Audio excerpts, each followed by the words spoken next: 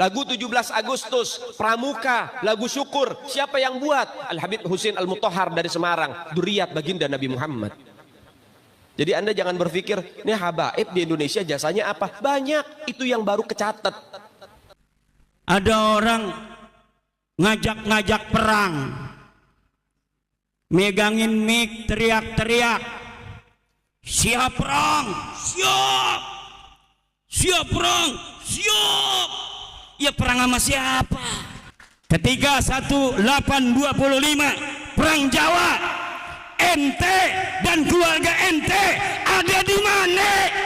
Ane cari kagak ada.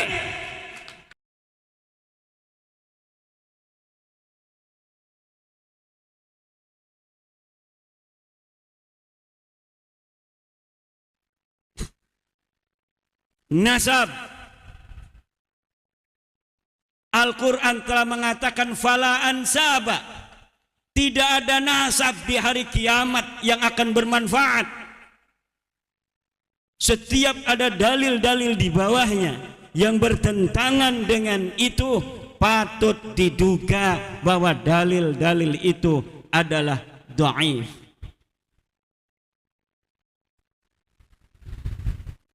Dan ini yang harus dikembangkan di tengah-tengah bangsa Indonesia ini.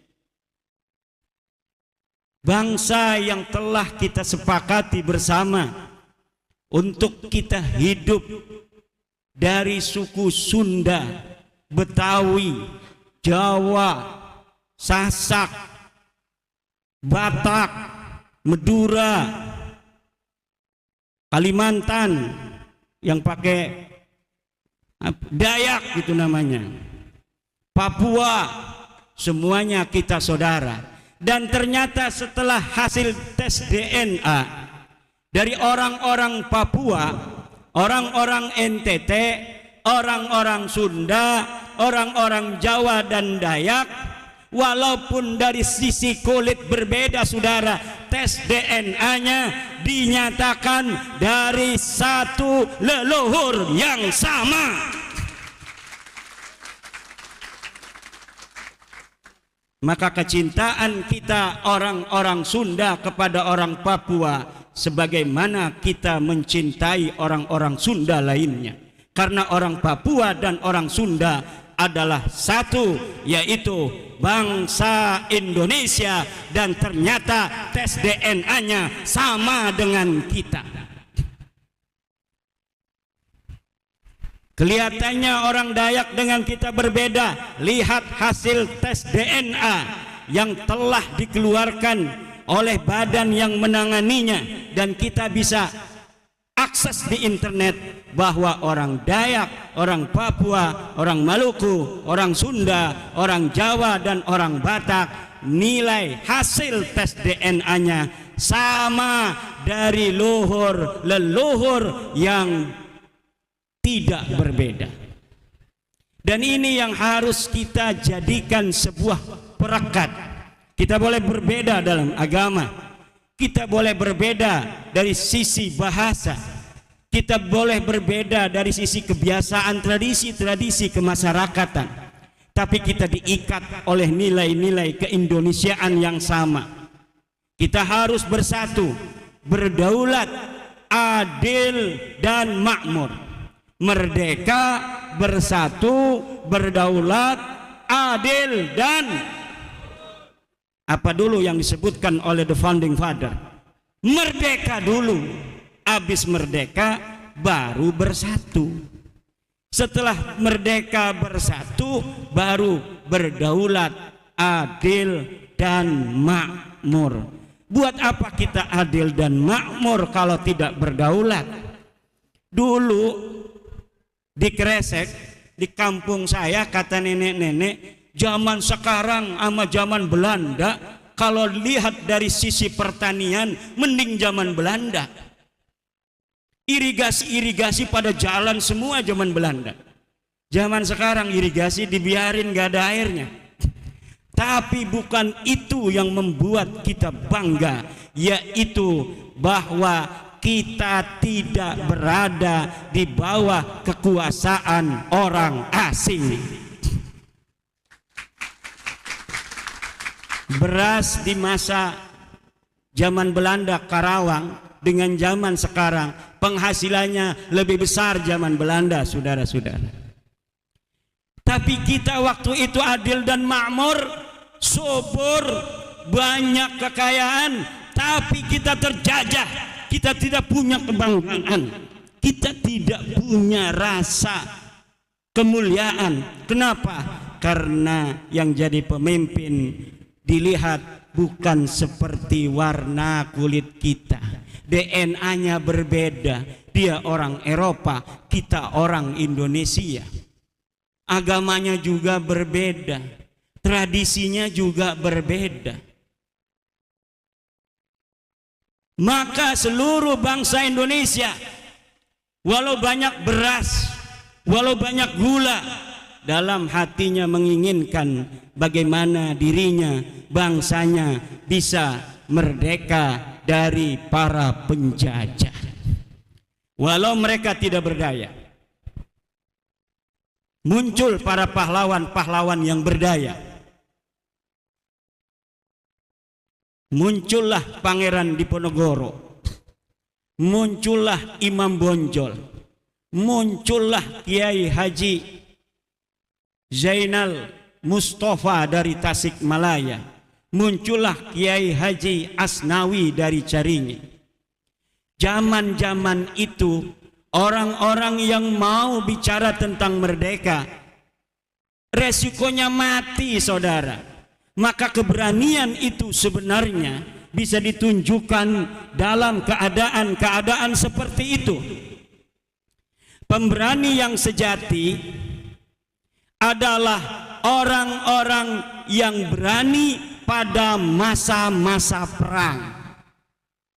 Pemberani itu dia yang megangin pedang di tengah medan perang, bukan dia yang megangin mic di atas mobil komando pada masa damai.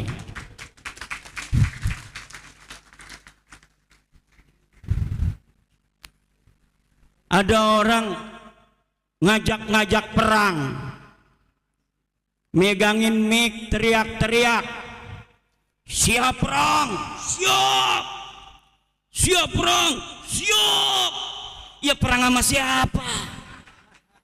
Kita kagak ada musuhnya, betul? Perang sama siapa? Perang sama polisi, bugot ente. Perang sama tentara, Anda mau memberontak negeri.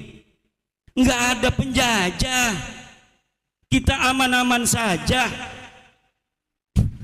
Ngadain acara pada Sukahari ini aman tentram, betul nggak? Malam kemarin saya ceramah ditolak, menolak Imaduddin, pemecah belah umat. Saya datang aja, ngapain coba, mana? Kagak ada yang mongol. Kita sudah bisa ukur, saudara, keberanian orang-orang yang hari ini ada di Indonesia.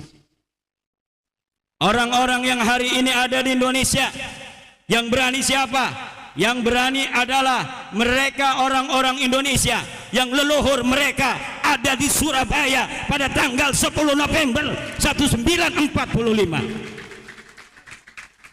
Mereka bilang mereka pemberani. Hei, kamu dan keluargamu, ketika 1926 rakyat Banten perang, kamu dan keluargamu ada di mana?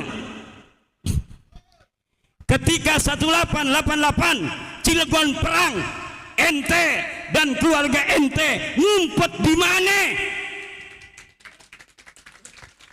Ketika 1825 perang Jawa, ente dan keluarga ente ada di mana?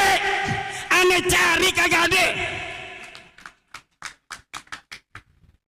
Ketika Banten dan POC 1750 perang, acak-acakan kunciran, hangus rata itu Karawaci, Caringin hancur lebur.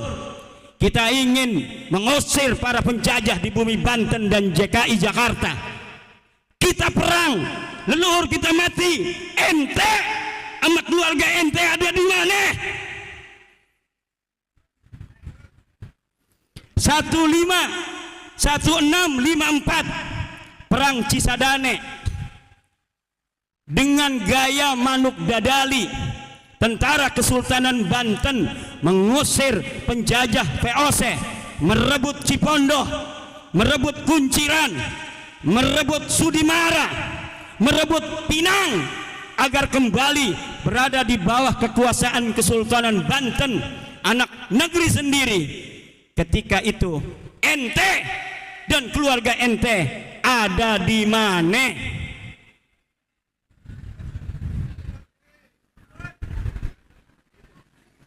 Ketika Sunan Ampel datang ke Banten pengen ngajarin Islam di orang-orang Banten, kemudian Sunan Ampel kagak diterima orang-orang Banten. Kenapa? Karena dia bukan orang Banten. Sunan Gunung Jati ngejar Sunan Ampel, pengen berguru kepada Sunan Ampel di atas gunung apa namanya yang ada di Banten itu, Gunung Santri. Sunan Ampel di Gunung Santri ngajarin santri, orang-orang nggak ada yang mau masuk Islam.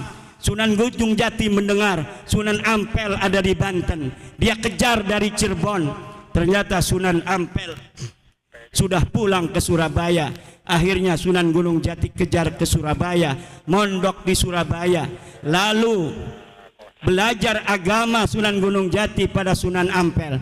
Ketika itu, ketika Sunan Ampel dengan susah payah menyebarkan agama Islam di Banten, ente dan keluarga ente ada di mana? Kemudian kata Sunan Gunung Jati, kata Sunan Ampel, wahai Gunung Jati, kalau kamu mau menyebarkan agama Islam di Banten, kamu diterima di Cirebon, wajar, kamu punya ibu orang Cirebon. Tapi kalau kamu ngajarin agama Islam di Banten, gak bakal diterima. Saya pengalaman, di Banten gak ada orang berbondong-bondong mau masuk Islam, karena yang nyebarin saya bukan orang Banten. Terus gimana? Wahai guru, saya harus nyebarin Islam di Banten.